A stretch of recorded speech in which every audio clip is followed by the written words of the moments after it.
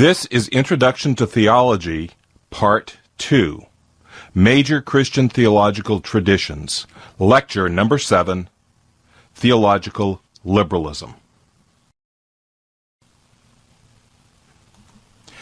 In this lecture, we turn our attention to liberal Protestant theology. Up to this point, we've been examining theological systems and or traditions that are rooted in historic Christian orthodoxy. As we survey liberalism, we find a tradition that claims to be Christian, yet theologically breaks with the shared core of theological affirmations of the other traditions/systems that we have looked at. If we were to encapsulate liberalism in a single phrase, it would be the denial of divine transcendence. We now turn our attention to the key ideas of liberalism, and they are 5. First is the universal fatherhood of God. Second, the universal brotherhood of man. Third is the infinite value of the human soul.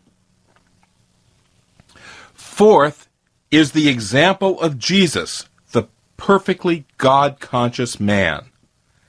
And fifth, the establishment of the moral, ethical kingdom of God on earth. As we begin, we need to say a couple of words about the concept of liberalism itself. As the term is used by many Christians, particularly conservative and evangelical Christians, we could give the rough and ready definition that a liberal is anyone who's more open-minded than I am. However, to go that route is to miss the point. Theological liberalism was not just an attitude. It was a conscious attempt to salvage something of historic Christianity from the fires of the rationalism arising out of the Enlightenment.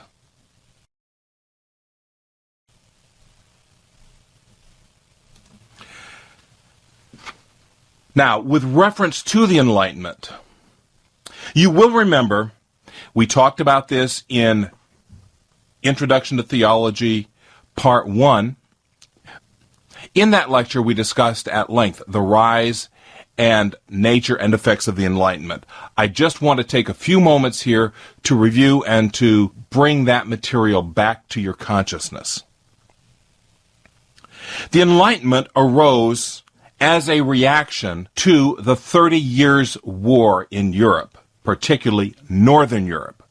The dates on the 30 Years' War were 1618 to 1648. This was a war that was fought between Protestantism and Catholicism. The ravages of war raged back and forth over Northern Europe for a full 30 years, causing death, pestilence, and famine. Among the intelligentsia, the perception was that religion, with claims of revelation and authority, had fueled the war and devastated Northern Europe. And, to be honest, in large measure, they were right. So what happened was that the intelligentsia, the philosophers, had a desire to find some other way to verify truth other than a simple appeal to the church, to revelation, to the Bible, or just to God's will. Later, there arose in Germany a group of scholars who have not been well noted historically, but more recently have been lumped together under the term the neologians, the new thinkers. It was they that pioneered the work of biblical criticism. They also attacked the dead creedal orthodoxy of Lutheranism that was current in the day. What had happened was, as Lutheranism had progressed from the first generation of Luther and Melanchthon, Lutheranism had exchanged that fresh spiritual reality of an immediate contact with God for a creedal affirmation of truth about divine things. So the focus became a shift from a believe in Christ to a believe this about Christ. And the faith became stale and dry, and in many cases, out and out dead. A dry, rote affirmation of the propositions expressed by the creed. The neologians turned their attack on this dry, dead creedalism.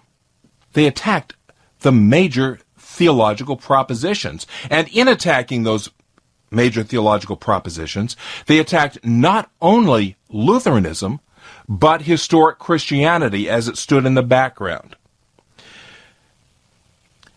They attacked the doctrine of the Trinity. They attacked the deity of Christ. They denied the doctrine of the atonement. They denied the resurrection. And for good measure, they denied the existence of Satan.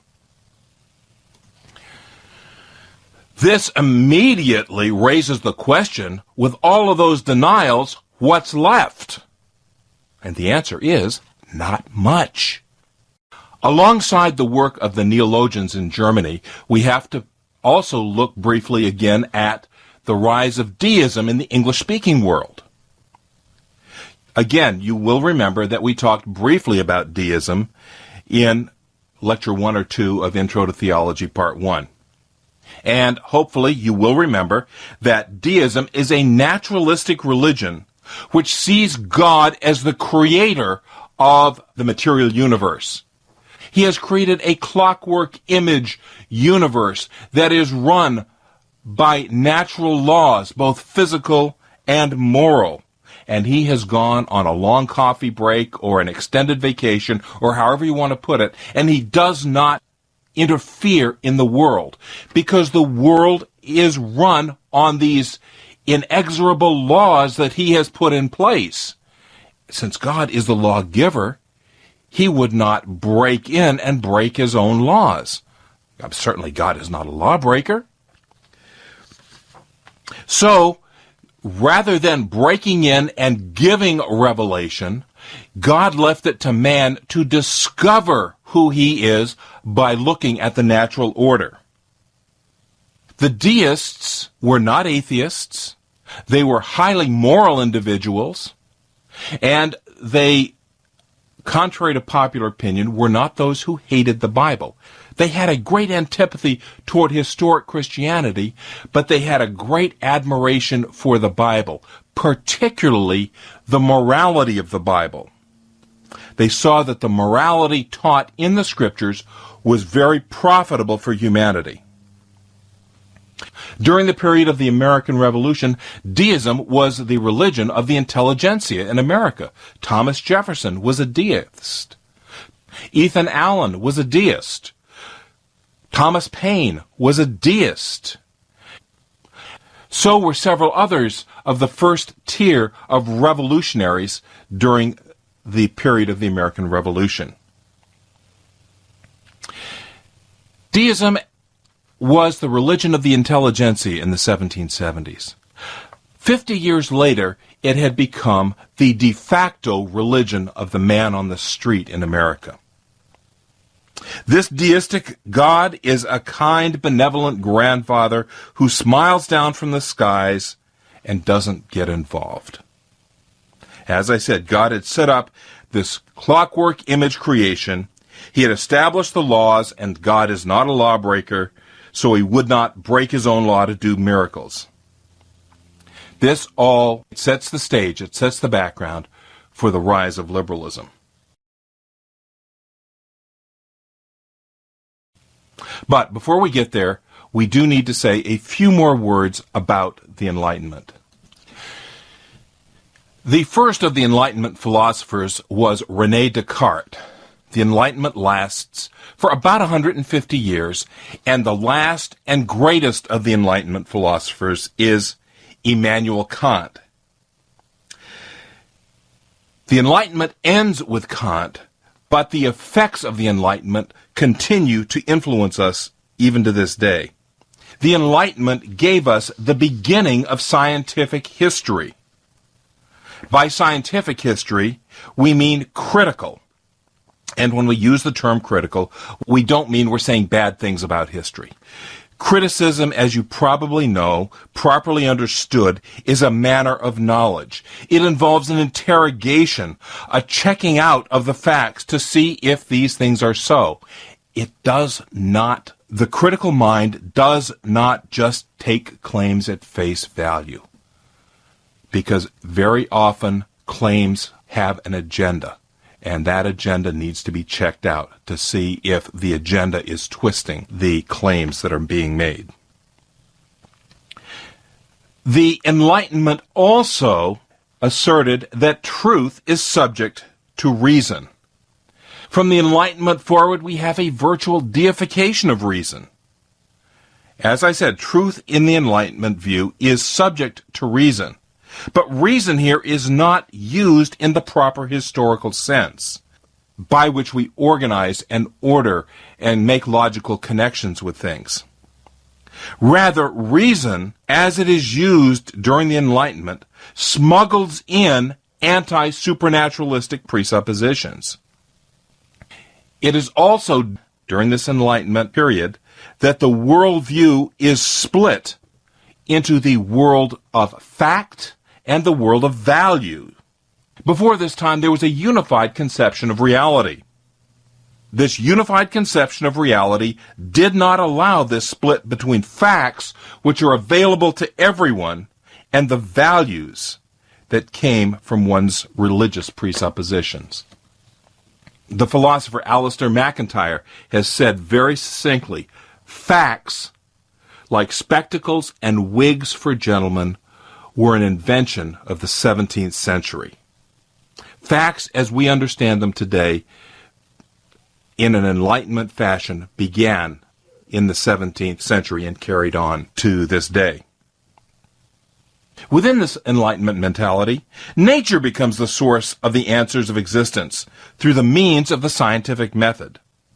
Science, alongside reason, is virtually deified, or, if not deified, it becomes the method through which reason works. Ethics, up to this point in history, had always been tied to a transcendent source, to God.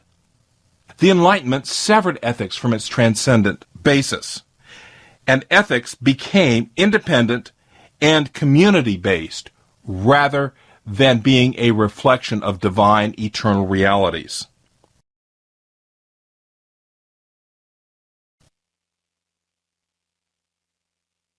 The Enlightenment also gave us wide acceptance of both literary and historical criticism. Literary and historical criticism are not bad, evil methods, as has been held by some Christians in previous generations. They are legitimate tools to test the truth of that which presents itself as fact. For example, during the time of the Renaissance, Lorenzo Valla, the secretary to Alfonso V of Aragon, demonstrated that two key documents that the Roman Catholic Church used to validate its claim to papal power in Italy, these two documents were the Pseudo-Isidorian Decretals and the Donation of Constantine. Valla demonstrated that these were frauds, written centuries after their purported origin. What Valla did represents the proper use of historical and literary criticism. However, what happened during the Enlightenment is that because of the anti-supernaturalistic presuppositions, these tools were used to try to cut apart the scriptures and thereby deny their authority as revelation from God. Other effects of the Enlightenment that have moved forward into our age include the idea of toleration and the concept of freedom of conscience. The idea of toleration is one which is deeply, deeply rooted in Western society, and it has been bedrock in the American worldview. Up until this past generation, it has taken the form of, I may disagree with what you say, I may disagree with what you believe, but I will defend to the death your right to believe it or to say it. What we have seen in the last generation, as we have moved into a postmodern ethos, is that the idea of toleration has been pushed beyond its historic limits, so it becomes an implicit endorsement. Not only am I required to defend your right to say and believe what you want, I must not criticize it because that is hate speech or whatever. That is not what the toleration of the Enlightenment was teaching. The toleration was saying that we have the right to believe what we want to believe, and that right be tolerated within the realm of a civil society. Hand in hand with that goes freedom of conscience, that belief cannot be imposed externally. It must arise from inside, from the heart. We must be convinced in our heart that something is true rather than having beliefs imposed upon us.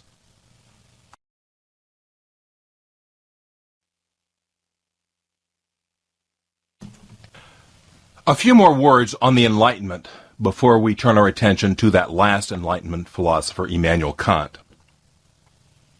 And as I said, Kant was the greatest and the last of the Enlightenment philosophers, and it is he who is the father of the modern mind. You will remember perhaps a few generations before Kant, Copernicus put forth his heliocentric view of the solar system. He changed the way we thought about the heavens. Kant, by way of contrast, changed the way we think. Period. To unpack this a little, up to this point, during the Enlightenment, there were two streams of thought that ran side by side and interacted with each other and kind of lobbed criticisms back and forth against each other. There was the rationalist stream following Descartes. You may remember Descartes kicked off the Enlightenment with his, I think, therefore I am. A fuller account of this is that Descartes was a mathematician, philosopher. He was looking for something in which to ground truth other than the authority of religion or the church or the Bible. So he adopted a strategy of programmatic doubt. He decided to doubt everything until he found something that he could not doubt. Now, he was not being skeptical at this point. He was looking for truth. He was not saying there is no truth, but he wanted a starting place with something that could absolutely not be doubted by anyone. And as the story goes, one cold winter day, and remember the houses back then didn't have central heating, and they were not insulated, and it got pretty drafty in those houses. There was a large oven in the house, and evidently the cooks were done cooking, and the oven was still warm. This was one of these big brick ovens, several feet high, and so to keep warm, Descartes went inside the oven and closed the door. There, in the warmth, in the dark, he thought for several hours, trying to doubt everything. And finally, it hit him. His aha moment was he saw that he couldn't doubt the fact that he was doubting. Because he couldn't doubt the fact that he was doubting, he could not doubt his own existence. Hence, his epigram, I think, therefore I am. And from his own existence, he deduced the concept of God and ultimately all of reality.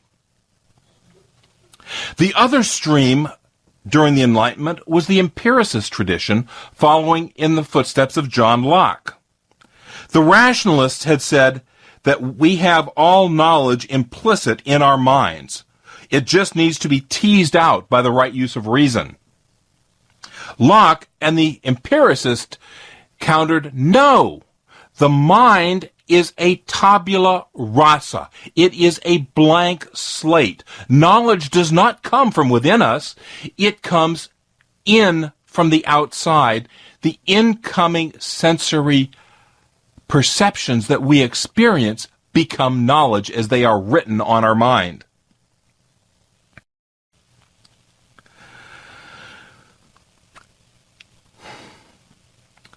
Now we come to Immanuel Kant.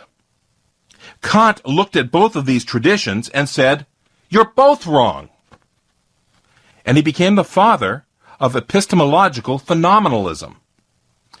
Kant insisted that the mind was not a tabula rasa. It was not a blank slate. Instead, with the rationalists, he agreed that the mind was not a blank slate, but rather than having all this knowledge implicit, the mind actually was divided into categories by which we process incoming sensory data. He saw 12 categories, 3 of quality, 3 of quantity, 3 of relation, and 3 of modality. And I discuss this more at length in the Survivor's Guide. It is the interplay of these categories in incoming sensory data that gives us knowledge. We might liken this to a computer, which of course Kant would have had no way to even conceive of the idea of a computer, but there is input from the keyboard, and it is the operating system and the program that turns that input into something comprehensible. A little bit more about Kant here. We must understand that Kant never made any claims to be a Christian throughout his adult life. He was never known to have spoken the name of Jesus Christ, and in fact, when he was a professor at the University of Königsberg in East Prussia, whenever he was called upon to participate in university functions that were held in the chapel, he would put on his cap and gown and march with the faculty, but when it came time to enter the chapel, he would turn aside and go home. But having said this, Kant does not give evidence of being radically anti-Christian in the sense that he was out to try to destroy Christianity with his philosophy. Rather, what happened was that in his description of the way the mind works, he allowed no category for the noumenal, that is the spiritual or the non-empirical reality. There was no category in our mind to process any data from the non-empirical realm. He saw reality divided into 2 realms.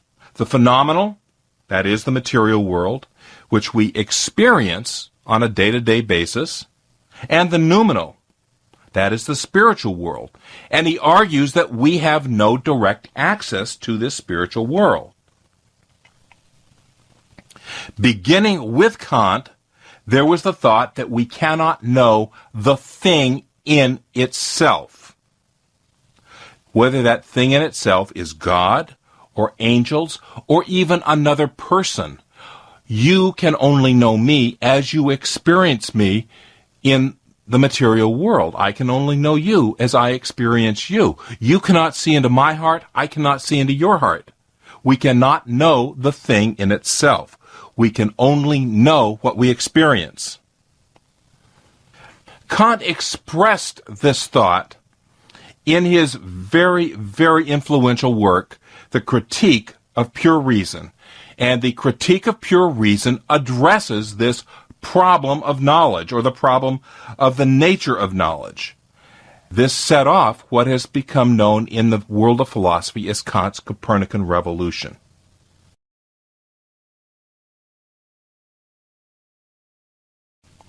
As I said, according to Kant, we cannot know God because we have no categories to process knowledge from the noumenal world. Kant did not entertain the possibility that God could, and had, as Christianity said, revealed himself in history. So, in this sense, Christianity is collateral damage in Kant's philosophy. Kant was taking aim at the philosophers, not at religion in general. And in fact, Kant himself was an avowed theist. He was not an atheist. But he believed that we could not know directly. We could not apprehend him with our own mind. But we could know God by doing what he called the categorical imperative. And again, I've given that categorical imperative to you in the Survivor's Guide. Just to summarize it here, we could say it is a secularization of the Golden Rule. And the Golden Rule is not him who has the gold makes the rules. The Golden Rule is, of course, the saying of Jesus, do unto others as you would have them do unto you. Kant puts forth his view of religion in his book Religion Within the Limits of Reason Alone. And it is in this work that he argues that religion is essentially morality. Let's turn our attention now for a couple of moments to G.F.W. Hegel, George Friedrich Wilhelm Hegel. Hegel was a younger contemporary of Kant and was the philosopher of the 19th century. Karl Barth has said that you cannot understand the 19th century without understanding Hegel. Hegel taught that all reality is the outworking of spirit/mind. The German word there is Geist. He is speaking of a transcendent reality. We might say he is speaking of God, but what Hegel means is not God in the Christian sense. He says that history is the objectification of spirit. So this transcendent reality, God, if you will, is becoming objective in the historical process. Hegel also gave us his very, very famous dialectic, which we'll unpack in a couple of moments. And with this dialectic came the idea of progress, and you will see how that works. And of course, with progress, there is built in the idea of optimism.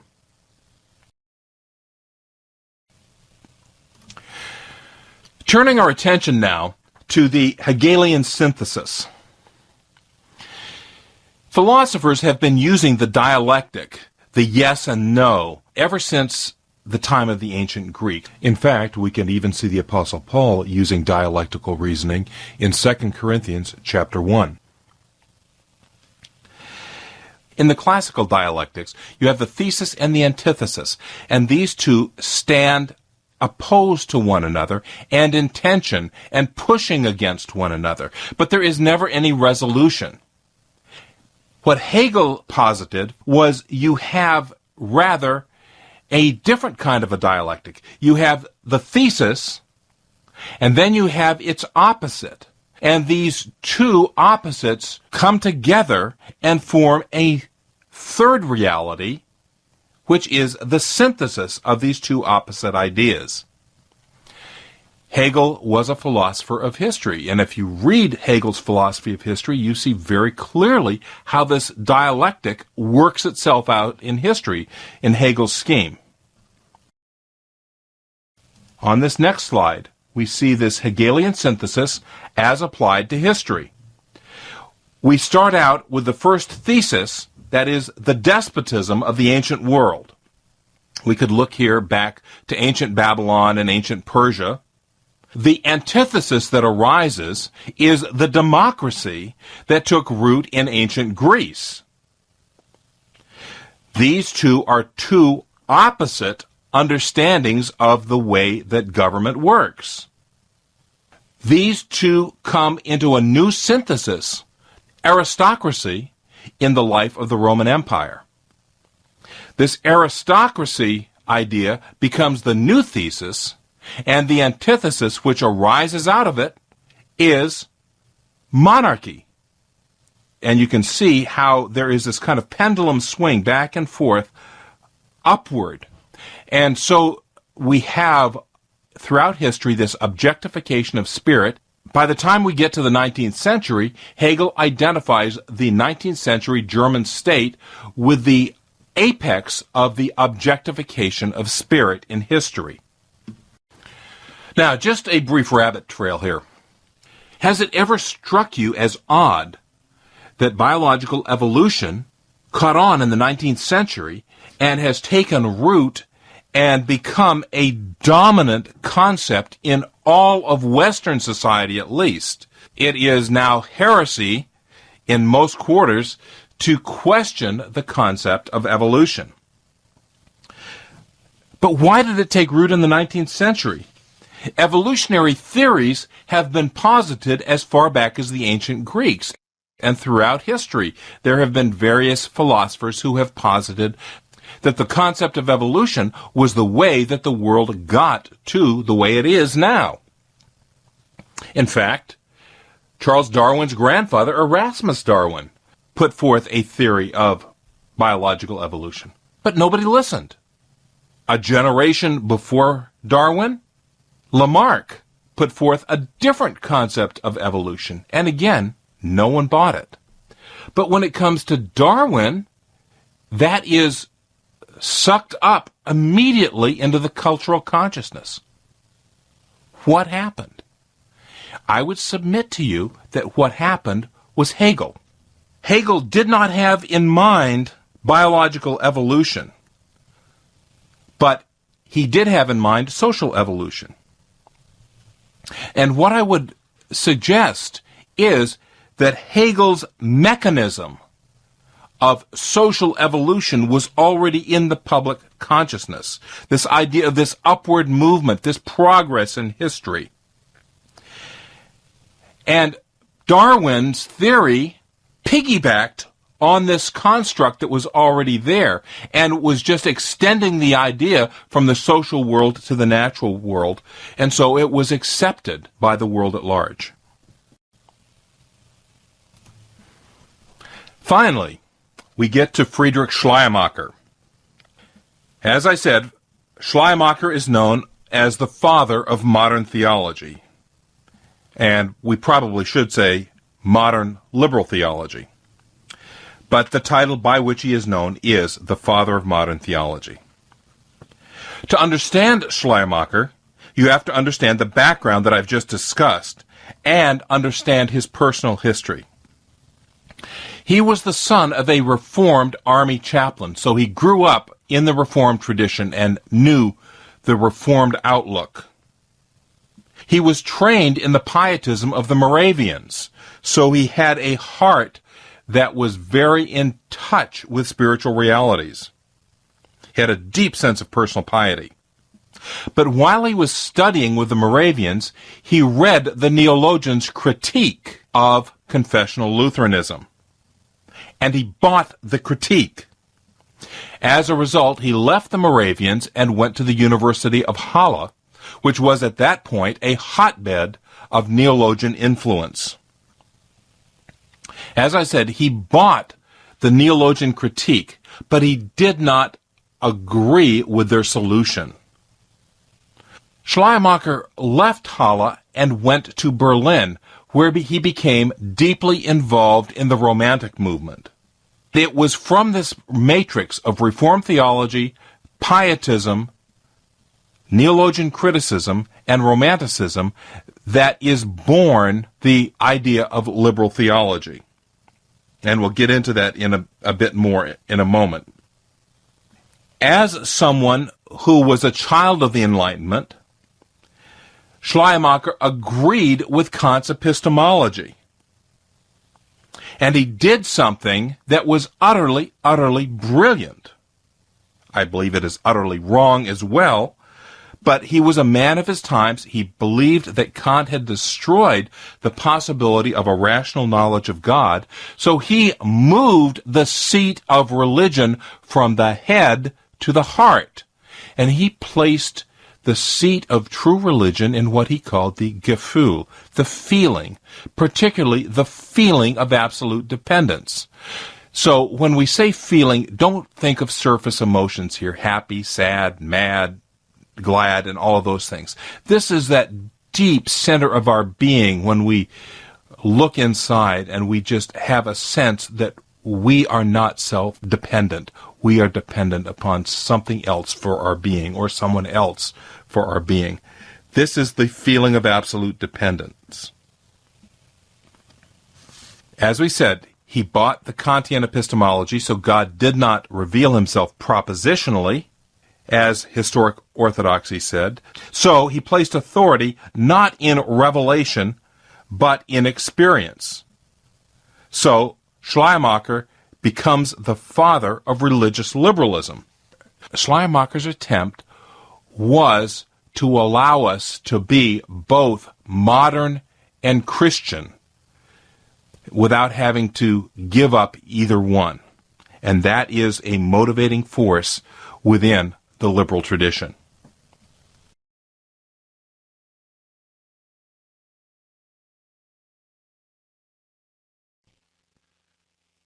As we said earlier, biblical criticism was pioneered during the 18th century by the neologians. It comes full bloom in the 19th century, and it runs hand in hand with liberalism. David Strauss, a lecturer in Berlin, wrote his book Leben Jesu, which of course is German for the life of Jesus, in which he denies the miracles of the Bible and says all of the supernatural that we find in the New Testament, and I guess the Old Testament as well, we should regard simply as myth. The apostles may have believed it, but we cannot. F.C. Bauer, Ferdinand Christian Bauer, was the giant in New Testament study in the 19th century, and Bauer's influence continues on to this day. He is the father of the Tübingen School of New Testament studies. Bauer adopts Hegel's dialectic and applies it to the New Testament and early Christianity. It is his position that in the early church there was this dialectic at work. The thesis was Jewish Christianity as represented by Peter. The antithesis was Gentile Christianity. And here, Paul is the person who is the apostle to the Gentiles and is the representative of that position. And you have this clash between the Jewish and the Gentile Christianity, and the synthesis is a Johannine model of Christianity, which becomes the Christianity of the early church post-first century. With Bauer, you get the idea that the Gospels are dated late. They're dated in the 2nd century. And he also says that some of Paul's epistles are not written by Paul himself, and other New Testament material is to be dated far after its purported date of writing. And so it is historically unreliable. This then is the baseline from which radical New Testament studies arose in the 19th century. And their after effects are still with us to this day.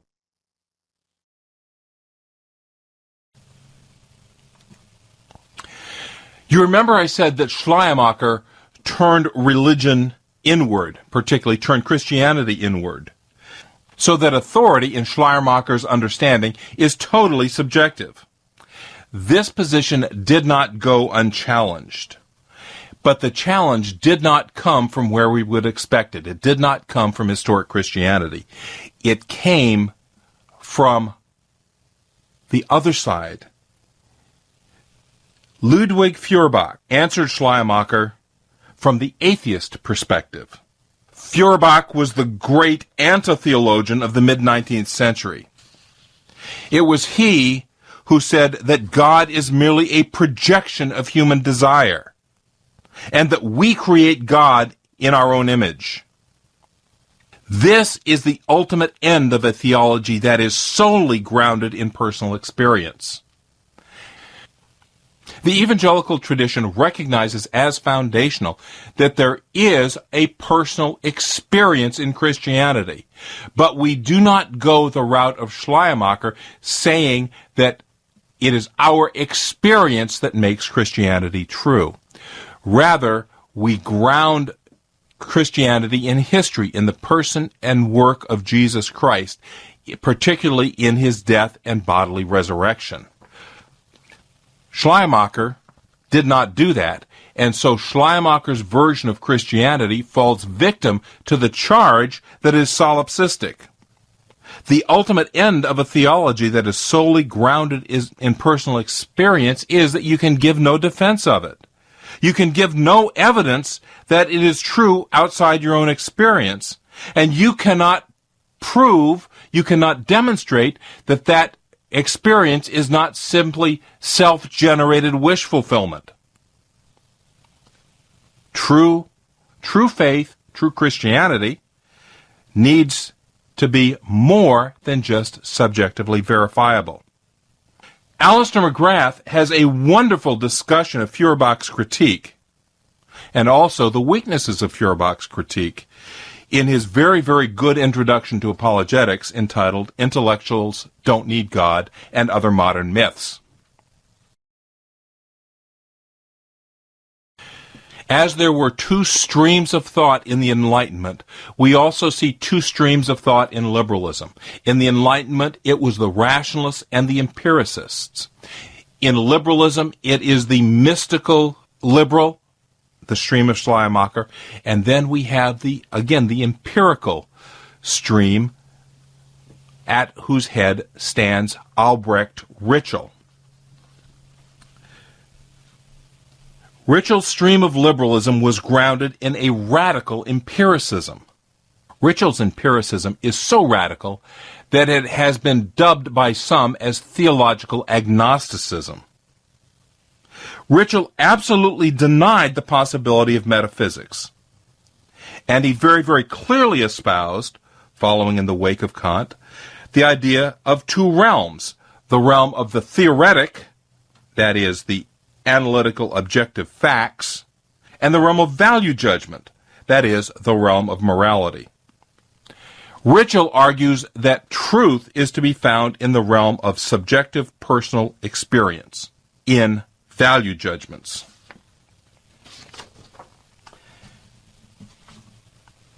A major part of Ritschl's program was the establishment of the kingdom of God. But this kingdom was not the kingdom of God ruled over personally by Jesus Christ returning from heaven.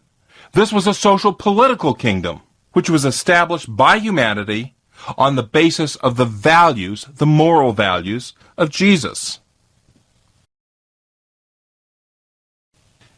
Also, during the late 19th century, we see another movement arising. This movement has its roots in Romanticism, and particularly a look at the past and a wanting to understand how other people in other times thought about religion, thought about God, thought about spiritual experience. This group was called the History of Religions School, and it is basically the idea of comparative religion. Its origin is the work of the archaeologists, particularly in the Middle East. And the school is founded or led by Hermann Gunkel.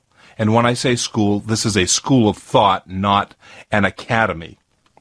The history of religions approach is hostile to Ritschl, because although Ritschl is a radical empiricist, he is not grounded in history and does not take into account surrounding culture and all of these kinds of things.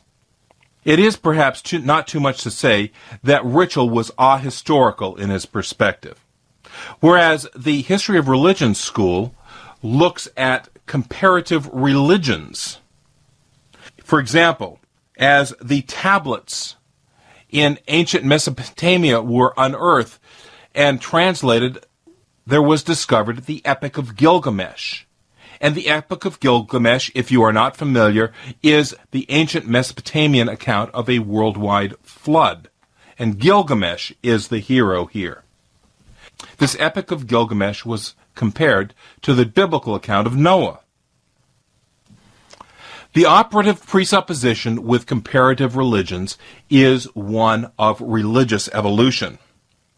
The idea is that humanity was originally polytheistic, but his religious conceptions evolved progressively until finally we get the Hebrews, where we have an evolution from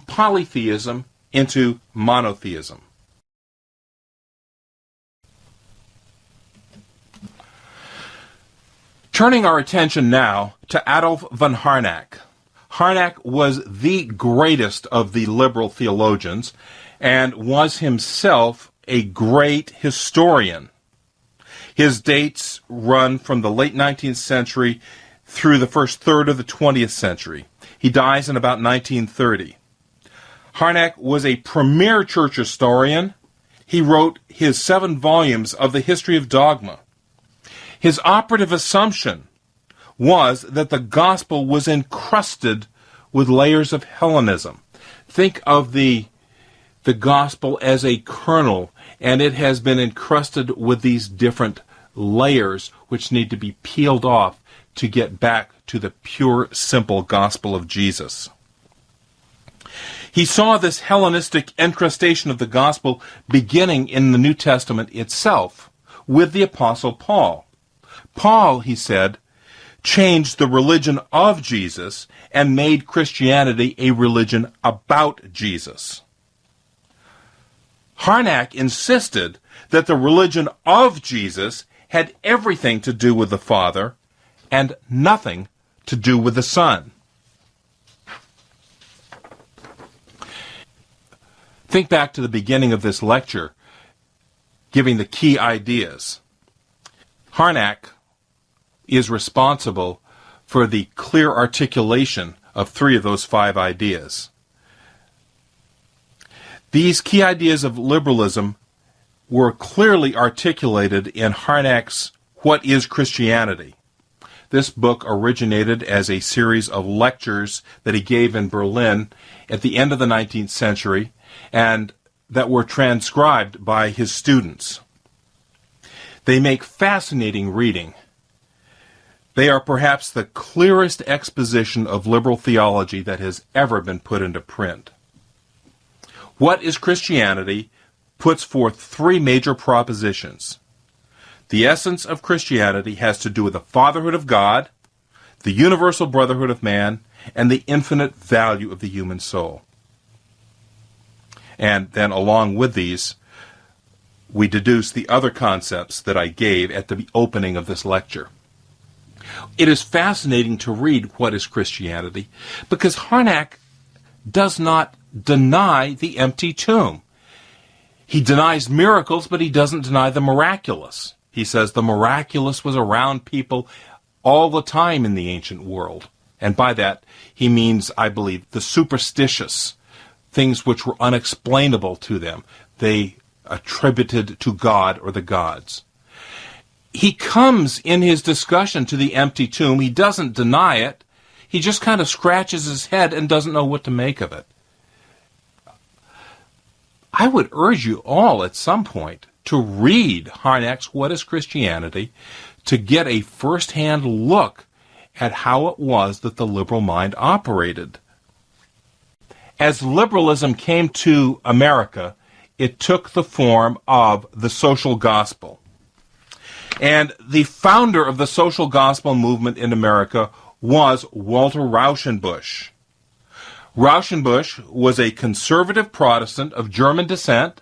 He had attended Rochester Seminary, and he labored in the early 20th century in the Hell's Kitchen area of New York City. In his experience in this inner-city ministry, he discovered that the individualistic gospel that he had always been taught did not rescue people from the conditions that they found themselves entrapped in there in the urban environment in Hell's Kitchen. As a result of his very, very difficult ministry experience, he re-envisioned the gospel against a larger canvas. The result of that re-envisioning was a theology of the social gospel. In this work, he emphasizes the social aspects of sin. Important, he does not deny personal sin, but the emphasis is the social aspects of sin. As I said, Rauschenbusch was relatively conservative, but those who came after him were not. Those that came after him shifted their focus from the personal to the social and virtually ignored the personal aspect of salvation and sought to establish the kingdom on earth. Another one of the individuals in this social gospel movement in America, one who followed Rauschenbusch, was Washington Gladden. Gladden was a pastor. He was also the religious editor of The Independent, and he wrote Applied Christianity, Moral Aspects of Social Questions. Yet another individual, perhaps the best-known individual, although not the most influential, was Charles Sheldon. Charles Sheldon was editor-in-chief of the Christian Herald, and he wrote the book In His Steps. In His Steps is still in print today. It was a compilation of the weekly columns that Sheldon wrote in the Christian Herald.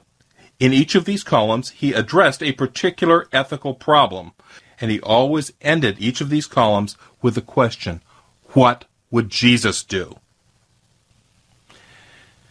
Sheldon said, "It is Christ who bids us all to recognize the brotherhood of the race, and who bids us to throw open this room to all."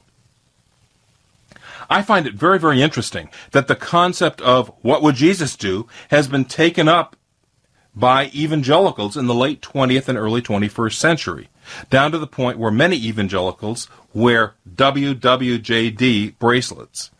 Now, my sons used to say tongue-in-cheek that meant, we want jelly donuts. No, of course it means, what would Jesus do? And I would say there's nothing wrong with wearing a WWJD bracelet per se, because we are to follow in his steps. But I think it is profoundly ironic that the whole what would Jesus do ideology or movement had its origin in liberal Christianity rather than evangelical Christianity. Likewise, by the way, the whole concept of the red letter Bible. A few years ago, I was shopping for a new Bible. My old one had worn out, the binding was broken, pages were falling out. And I was looking for a regular black letter edition of the Bible, and I was astonished that I couldn't find one. Or it was very difficult to find one. Virtually all of the Bibles were red letter editions. Red letter editions, of course, have the words of Jesus in red and everything else in black. While again, this looks very pious, the background of the red letter Bible is liberalism, which valued the sayings of Jesus as being somehow divine and coming from God, whereas all of the rest of the scriptures are human commentary. Again, I find it just amazing that which started out as a denial of the authority of the rest of the Bible has been adopted within the evangelical community.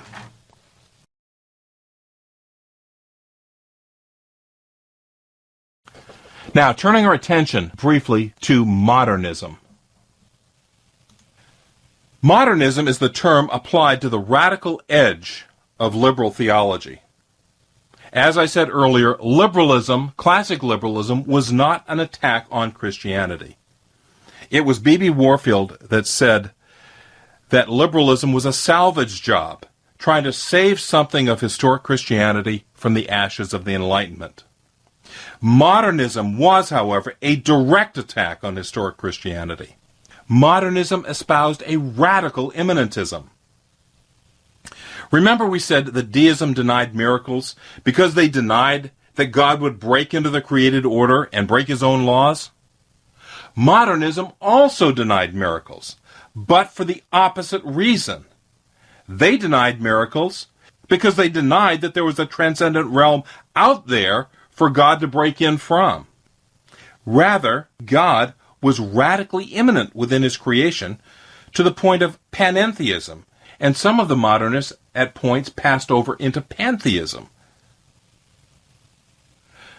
Within the modernist understanding, a sunrise is a miracle, a tree is a miracle, a flower is a miracle, a baby is a miracle. Everything is a miracle. The problem is, when everything is a miracle, nothing is a miracle. Modernism, and also the entire liberal tradition behind it, believed in the inherent goodness of man. In this, they returned to the 4th century heresy of Pelagius. Man was not radically fallen. He had problems, but he was perfectible. This is the 21st century Western conception of the nature of humanity. People who do the most outrageous things will assert, but basically, I'm a good person. From the modernist perspective, revelation is not found in the Scriptures, but in the findings of science.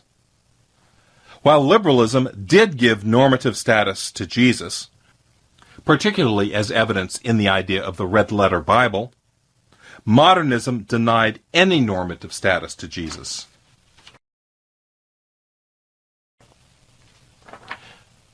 Now, turning our attention to the theological propositions of the liberal tradition. First, God is the loving, immanent Father. Second, man is basically good and already exists in some kind of communion with God. Third, Jesus is the perfect man who was perfect in his God consciousness. So far, so good. Jesus is the perfect man. And in fact, to deny the humanity of Christ, according to the Apostle John in 1 John, is Antichrist.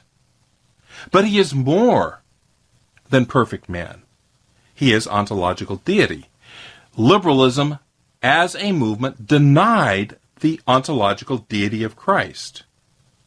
They said he was man, but that's all he was. He was the perfect man who was perfect in his God consciousness. He led a life of uninterrupted fellowship, uninterrupted consciousness of the presence of God. Some of the liberal theologians say that he was a God-intoxicated man. Fourth, authority within the liberal tradition is based on individual experience. Fifth, salvation is found in following the teachings of Jesus. So there is no redemption in the historic Christian sense. And sixth, the kingdom is a moral, ethical kingdom in the hearts of men. Again, moralism.